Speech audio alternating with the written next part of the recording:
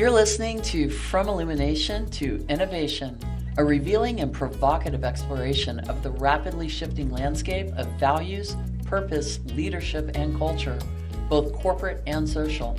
I'm your host, Stephanie Crain. And I'm your host, Shaniqua Brown.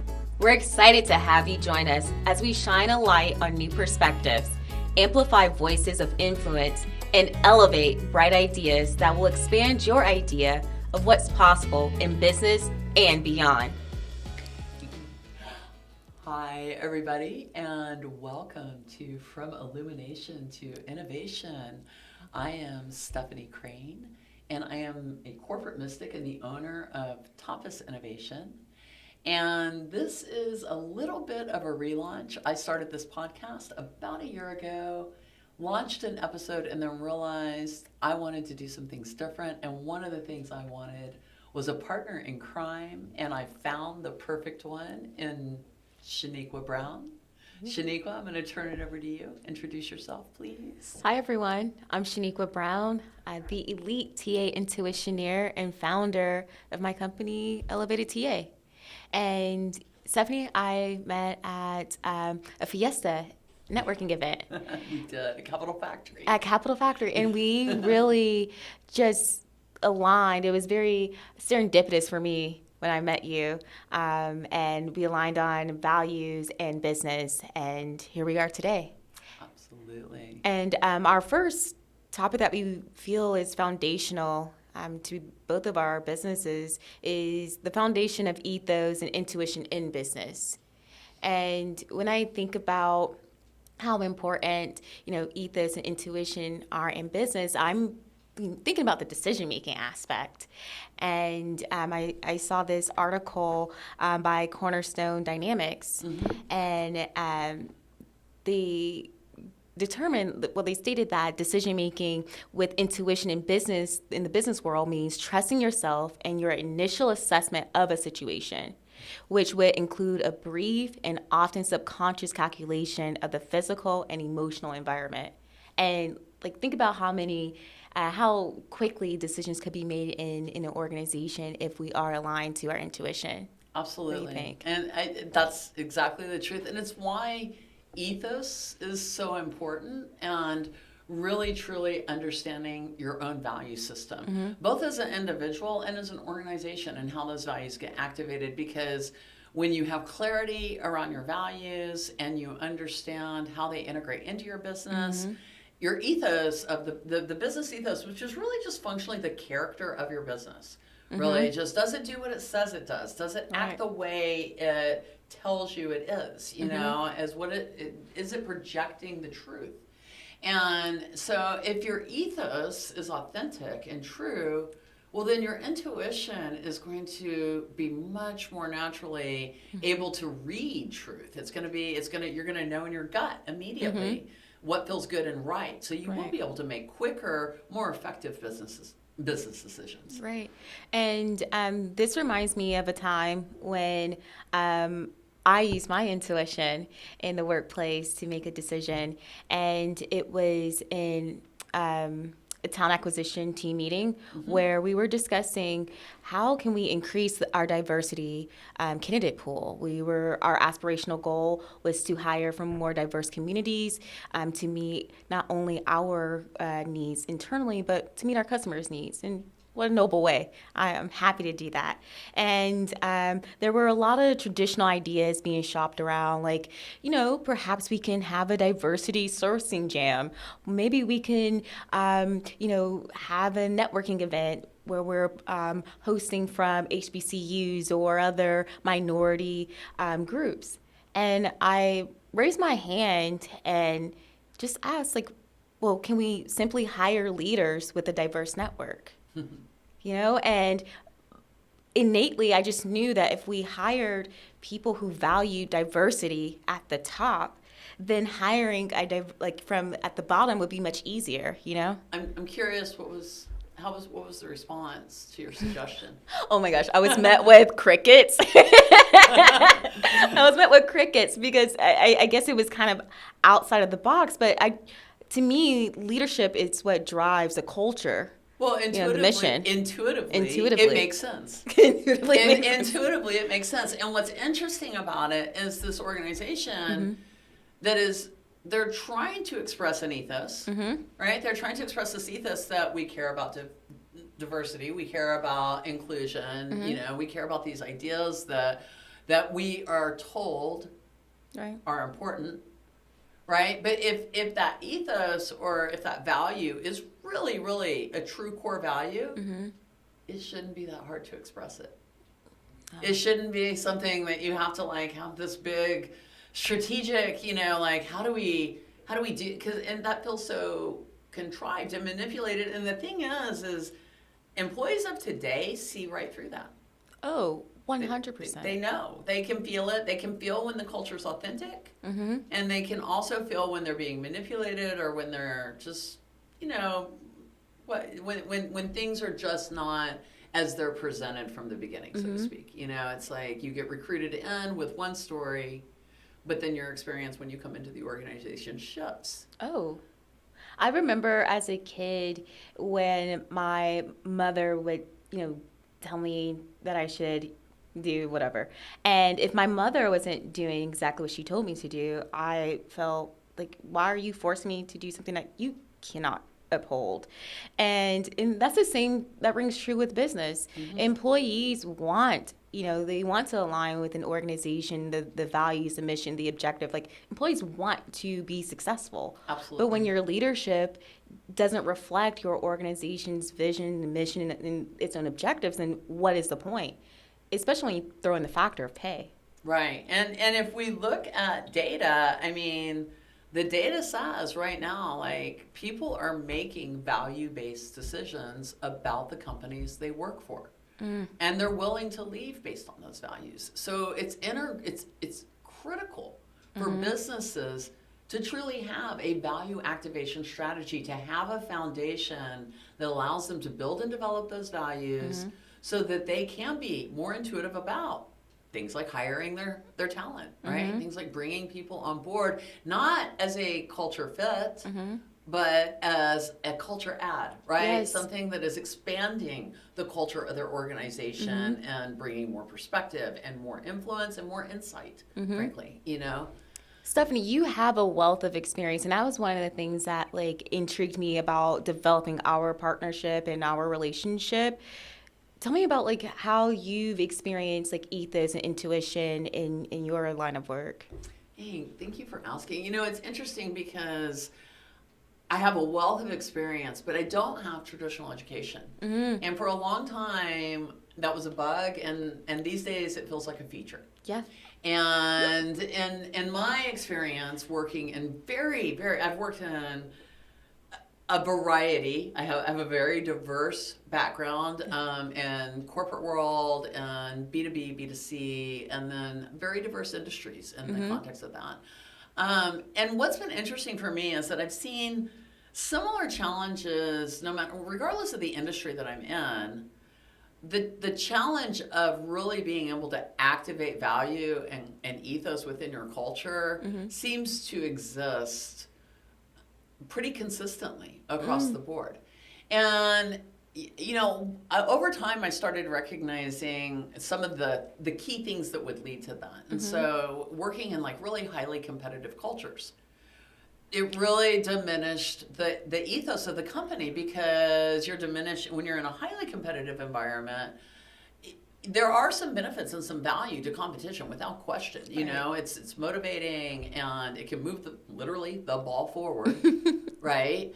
But when you're in a highly competitive environment that is supposed to have a shared vision, you end up pitting teams against each other that really should functionally be collaborating together. And so, silos get developed, information gets hoarded, people stop sharing, and they stop trusting.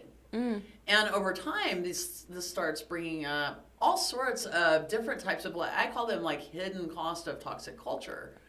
Because over time, these things begin to have exponential impact. And at some point, I believe, and this is just, again, through my experience of observation, leadership drives culture, and your culture drives your brand. And so if your culture is breaking down, it's because leadership is not upholding that value system. Leadership Right. is not expressing those values through the culture. And the culture, your employees are aware of that. Oh, they can They, feel that. they feel it, they know it, they probably experience it. And in some cases, it may be affecting their health. It may be affecting their family life at home. It may be permeating beyond just their work experience and into other aspects of their life. And so this is something that, in it affects our world and our society. It's not just about a bad business culture. And the fact that, I've been in so many different types of organizations, and that these things are apparent. It doesn't matter, this is more of a systemic issue of how businesses have been taught to be successful. Yes. And what we need to do right now is sort of have an unlearning and then a resurgence of awareness that, as Mark Cuban was recently quoted as saying, I believe, he was on a podcast and giving an interview, and he said, I wish that if I had one wish, I wish that people had taught me to be nicer when I was younger. That just kindness pays, and it pays beyond profit. I find that to be very interesting that, he has that like reflection of what was once praised as being like a hardcore leader that doesn't, take any crap and you have to work long, hard hours to be successful. And he's like, I could have been nicer. That's like a huge takeaway. It is a huge, it's really interesting because I got to meet Mark Cuban about 15 years ago. Yeah. And he was a keynote speaker for the organization I was working with at the time. And I was on the marketing team, and we were responsible for just making sure that he got to where he was going. We needed to make sure he got on stage, right? So we were his greeters, and then I guess his handlers, so to speak, and we were all our team, we were excited and nervous. I remember that because back then he did have a little bit of a reputation of, maybe being a little fiery, or, we didn't know sort of what to expect from his personality. And in the end, we met him. He was just unbelievably humble and gracious and kind, and he just treated everybody with so much respect. He came in, he did a great, fantastic job. He was inspirational to me. I started following him from that day. Everything, my whole perspective about him changed in that moment of just experiencing his energy directly. And I felt like that he was probably, when I met him, in that period of self-awareness and transition of growth. In that period of literally becoming a better leader, figuring out what his values really were. Because from that point on, he only continued to just kind of vibrate higher, to just excel and elevate in the way that he presented himself in business. So yeah, it had an impact on me, and when I saw that quote last week, it brought back all those memories, and I was just like, wow. That's so, I love the full circle moment of that. For me, it felt that way. It felt like just a full circle moment of awareness. It's really beautiful to have that reflection. There's this Gartner article. I can't recall which one it is. We'll possibly link it later. Sure. We'll do that. But the article is so timely because they're discussing the coin term, the Great Resignation. Gartner said that this is actually a great reflection. And this goes back to why it's so important that we cultivate the ethos, intuition in our business, because employees, people are looking for, to have value-based decisions in their work, in their personal lives, in their, social groups or other areas of their lives. And it's really awesome to see leaders, business leaders like Mark Cuban, ushering in the niceties, where you do have some leaders that are saying that you have to get back to work or we're going to use this recession against you. So it's really nice to see that you have two sides of a different coin, I would say. Well, and for me, at least from my perspective, it's really the difference between approaching your business and your business mindset from a space of abundance or from a space of fear. And if you're approaching from a place of fear, then you're going to feel the need to control instead of lead. And those are two very, very different things. Those are two very different energies that are happening. And leaders, their opportunity is to inspire and to actually allow people to express more than they even thought was possible. Right? Leaders take you to your own next level of possibility. That's the truth. And we're coming out of an age where you really can't manage people anymore. You can manage your time, you can manage a project, you can manage data. You need to lead people. People inspire. You need to inspire them. They need to be led, and that leadership comes from understanding yourself, knowing what your values are, knowing even, to the degree it's you need to know your flaws, but more than anything to me, it's you need to know the kind of energy you're bringing forward. And I don't like to judge things as sort of flawed or negative. I like to look at things as, is this workable? Does this take us to the next point? Does this take us to the next level? Is this doing what it needs to do energetically? And if you're just screaming at your people and you're not taking into consideration what their needs are and the value that they're bringing you every single day, the exponential value, then I feel like that is, it's the recipe for unsustainability in a business these days. I think that's such a good point, and a segue into how are we seeing ethos and intuition in business today? How is that showing up? And there was an article that you shared with me before, the Forbes Supercharge article. It says there's 90% of U.S. companies report using values to shape culture and guide decision making, and they understand that that's something that needs to happen, but it's not resonating in their culture as the ethos, the corporate mystic. What are your thoughts around that? I found that article fascinating because it points out that statistic, so that 90% of companies have values, but then it goes on to suggest that maybe they don't know how to apply them. That while they can write them down on paper and look good on paper, the actual experience of those values are not resonating. They're not coming through to the employee. They're not coming through to the customer. And so that, I see that there's a real opportunity for businesses to really slow down. And I know businesses hate to hear that. I know it's just, we have to be go, go, go, forward, forward, forward. COVID really honestly did give us that opportunity. And what happened was a lot of people, a lot of individuals did that. They slowed down and they reflected. But businesses got scared. They didn't take the same opportunity to reflect. And there's a variety of reasons. I saw something not too long ago, and it was talking about the only people that want to go back to work.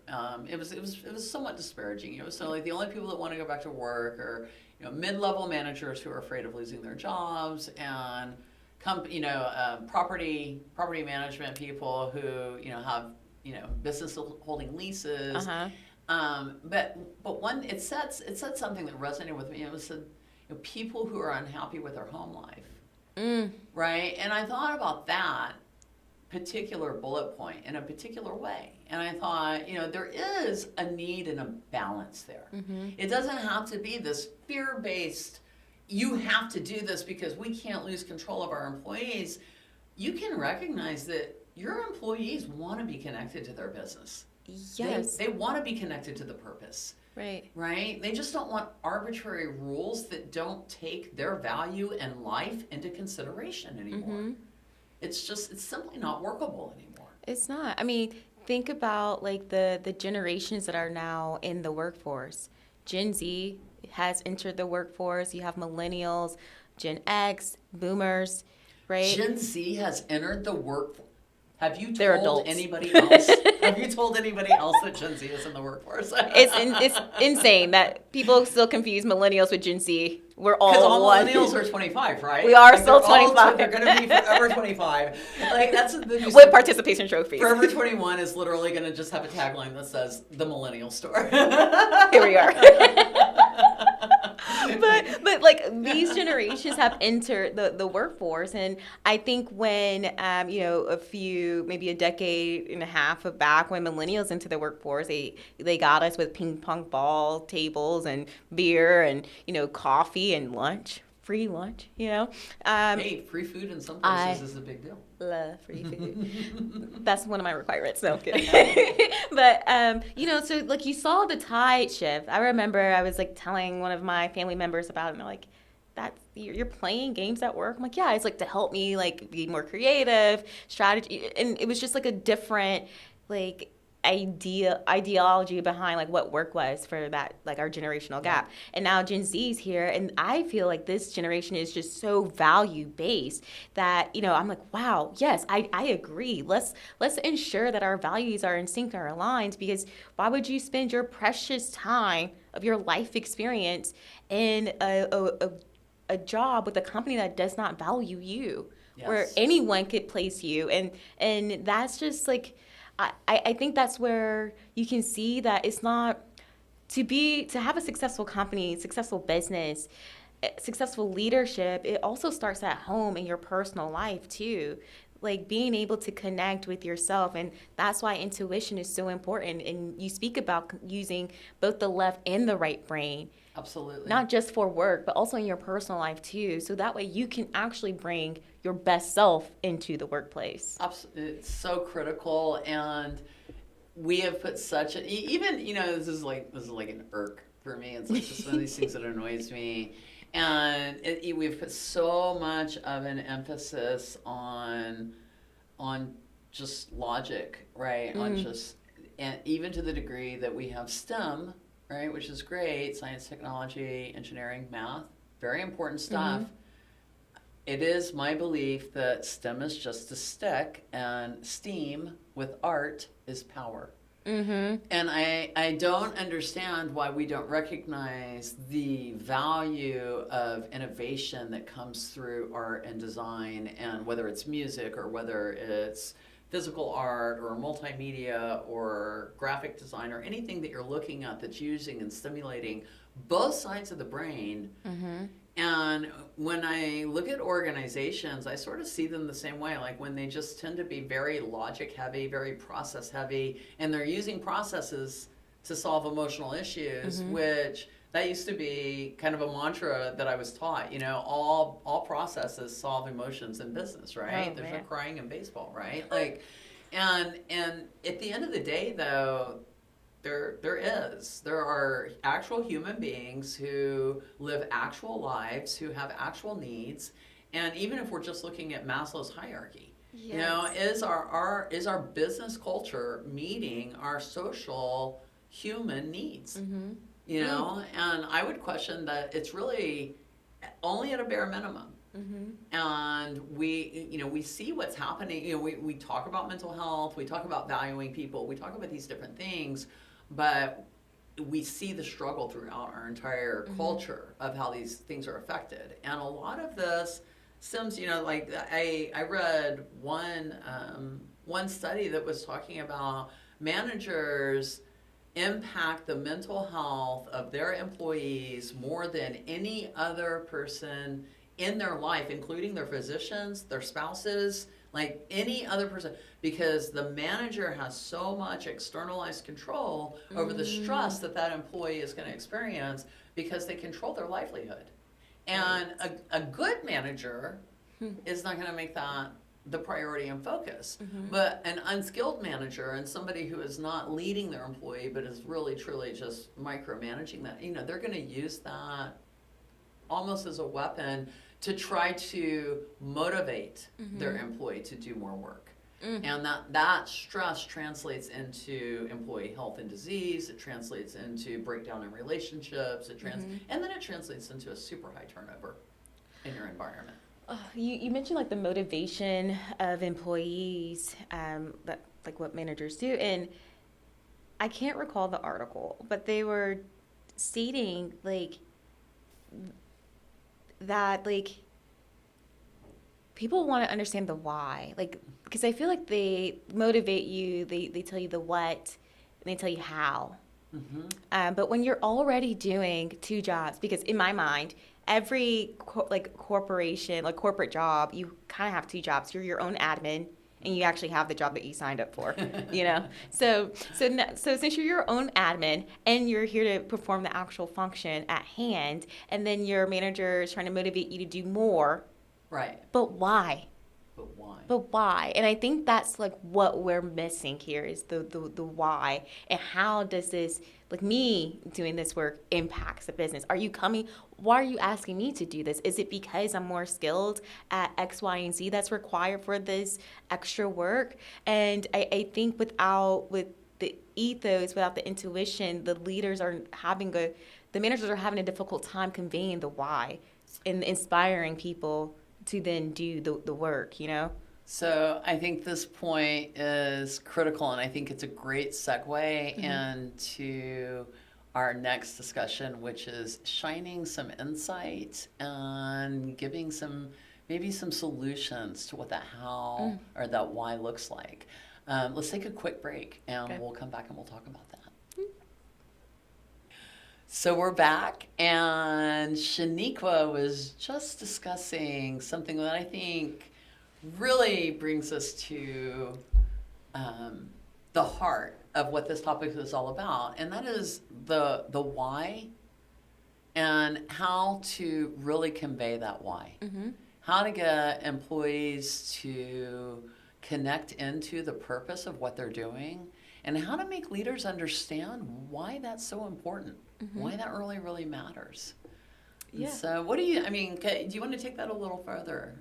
So I was reading the Inc. magazine. There's Marissa Levin. She wrote the article, The 9 Ways to Reinforce and Live Your Company's Core Values Every Day. Yes. We got to pull this up. It's so good. Yeah. One like key takeaway before I like get into the 9 ways to do this. Yeah. One of the key takeaways that I enjoyed,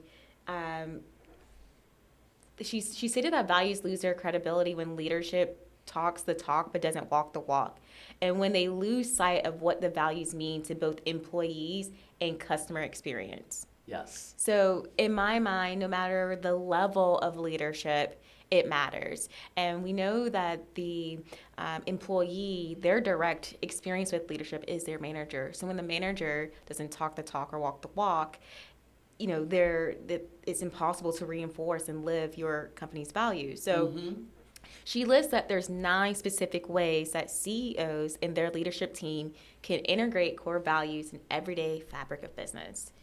So what are some? Give me a couple of them. I'll give you a couple. Yeah. So lead by example is the obvious one. The obvious one.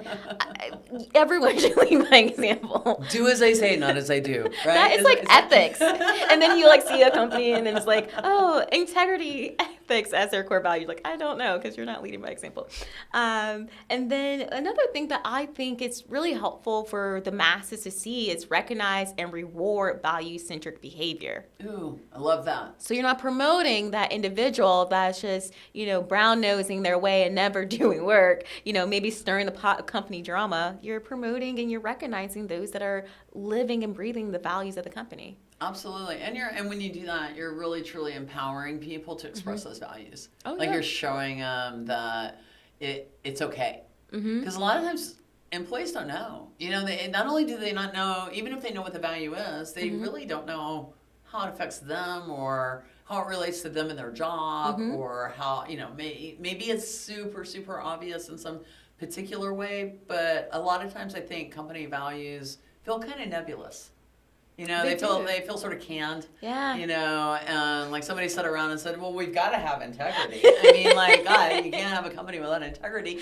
And you know, I don't know. I sometimes question like, are those values that need to be stated, or should they just really be assumed? I mean, I think they should be assumed. You know, like I think they should be assumed. Like, you should not defraud the government. You should not, drive slave labor, your employment. Like, these are just things that you, like, integrity, like, that should be a part. But it's what happens, and I think that this happens quite frequently in organizations. I think that they run into a couple of different issues. So I think companies that are starting up, especially when they're in the entrepreneur stage, they're just developing. They're a company, but they're not really a company. They haven't really had to hire yet, so they've had to work with each other, and they've had to just, usually they might be friends or they're connected in some way, and they adapt to each other, and that's great. And then they get funded, and now they're going to hire 20 people. And they maybe take the time to scramble and put together some values and some organizational structure,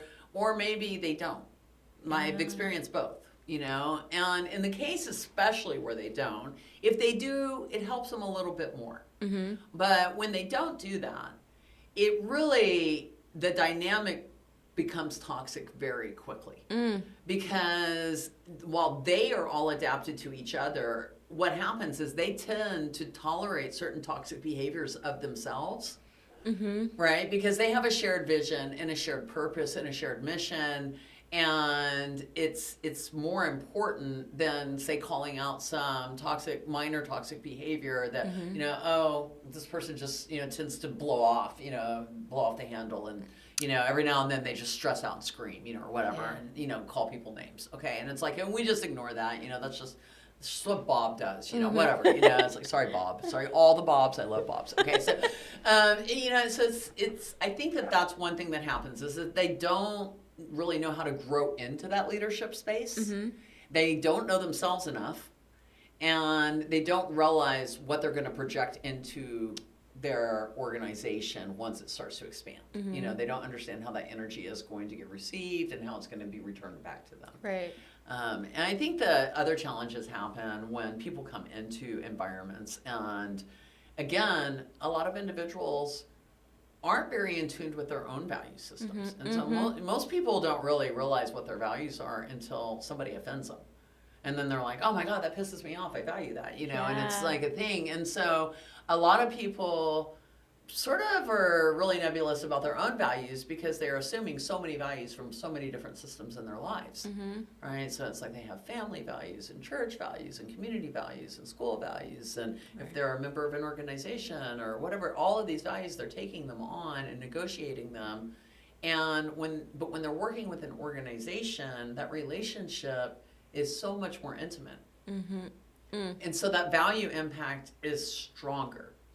It just has so much more influence on the employee's life. And that's why we see today these younger generations who have watched their parents not align their values, who have seen them work really, really hard and maybe not reach that point of security or happiness that they're told they should reach.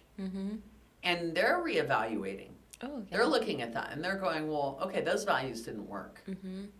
Right? What values are going to work? Right. And I think it's important for us to highlight that we're empathetic on both sides. Absolutely. Because at the end of the day, it's people that are clearly hurt, and personally, where they're unable to really feel safe enough to tap into their intuition, and so we're empathetic of the from the C-suite down to the entry level worker, and it's something that everyone it's empowering for everyone to be intuitive. So it will actually take the company to the heights that they're seeking, the objectives that they claim that year. Absolutely. You mentioned that work is one of the most intimate relationships. Why do you say that? What leads you to that?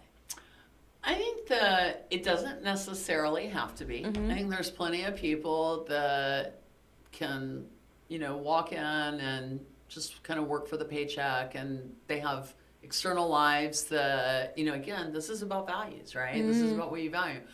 But in our society, we're pretty conditioned to sort of dedicate our lives to career in a very particular way, and usually in service of others. Usually to sort of, serve that higher profit, serve that boardroom, serve that shareholder, whatever that looks like. But most of us attempt, at least, to try to do something that's going to fulfill us. Right? Most of us have some baseline desire to be fulfilled. Yeah. And when you spend 40, 50, 60, 75 hours a week putting your energy and your spirit and your commitment, your dedication, your thoughts, your everything, you're making choices about the amount of time you care for yourself. You're making choices about the amount of time you spend with your family. You're making and you may be making those choices based on values. I care about my family, therefore I have to provide. Yes, right? Yeah. Therefore I have to be here to do this. But at the end of the day, there's a toll and a cost to all of that. So from that perspective, I feel like more and more we just see that businesses and everybody has to heal from this process. To your point, we are wholly empathetic. Leaders are struggling right now to really sustain their businesses. I mean, literally, just simply sustain. This is a hard market that we're in right now, and there are a lot of challenges, and it doesn't help that everybody's taking a look at their personal values and deciding, hey, I don't want to work, and it's, I hear it all the time, it's like, I ask business leaders, what's your biggest challenge right now? They'll come right back and say, people just aren't loyal anymore. People just don't want to work anymore. And I'll challenge them, and I'll be like, is that really true? Because that's not my experience. Yeah. That's not what I witness. Especially in a capitalistic society, I think it's a cop-out to say that people do not want to work. If that were the case, then our unhoused population would be through the roof. I mean, it's bad now, but it would be through the roof. People would just say, I'll foreclose on my mortgage and I shall sleep outside. I do not care to participate. And that's simply not true, And I think with the return to the office, going back to what I stated earlier, providing the why. It would be nice for these organizations to say, hey, we have these leases. We would love for you to come back into the office. I think some of these organizations don't realize that the people who don't want to work for them are actually starting their own businesses and developing their own whys. And that's the key to, and so these companies that they're viable and they should be strong and they should be able to pivot and adapt, right? Leaders have not been given these skills. Soft skills, I'm quoting somebody, I believe it's the CEO of Microsoft, Satya Nadella, I believe his quote is something along the lines of soft skills are actually harder than you think. Oh, yeah. Right? They're pretty hard. And we have gotten away for a long time with being able to compartmentalize that skill set away. But it can't be contained. You cannot just contain in one entire half of a human's existence. And so leaders are going to be really, really served by understanding the need to kind of expand and integrate at this point. To really look at emotional intelligence, right? To really look at value activation strategies. Let's not just name the values. Let's talk about how they get activated all the way through the ecosystem of the brand, all the way out to the customer and beyond, right? So that your values do have purpose, so that the why is super clear, right? We're not sitting here trying to scratch our face and wonder what are they trying to tell us? It's like we see organizations who express their values strong. Regardless of how you feel about any particular brand, you can look at them and you can observe that brand. You may disagree with that brand's values, right? That's perfectly fine. Right. But they're expressing their, I use Nike as an example. Nike's values, they're pretty clear and they're pretty defined. And they've held true. They have refined their values over time and they have evolved them and advanced them. But ultimately, the core of what Nike wants you to do is Just do it. Right, exactly. It's not a big, I mean, it's not a mystery, right? Yeah. Like, we understand what is important to them. And so, I look at that, like every organization, obviously every organization is not Nike, and sometimes it's not that easy to express. Yeah. But it's worth the time. It's Yeah. worth the reflection, and it's worth really taking that step back so that you can truly leap forward. Like, I think I think companies that are functioning out of fear right now are really missing opportunities. This is such a great opportunity to change and expand and like really embrace possibilities that just simply have not been there before. Yeah. And they are there now, and we should not fear that. Oh, it's such an exciting time now, and I think what we're experiencing is like when you're not prepared, you fall back on your lowest or your highest level of proficiency, and we haven't healed from our exploitative labor, at least in our country, right? So we're falling back on exploiting labor. However, there's such an exciting time right now because the labor market has evolved, and we're saying this is what we want. And I think when leaders listen, it would be a great opportunity for innovation of how we work together. What does this look like? So it's a fantastic time.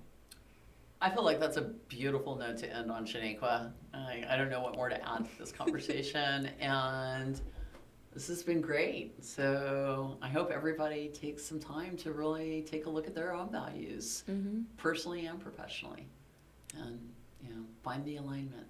Oh, alignment. We'll see you soon. Bye, y'all. Thanks for listening to our show.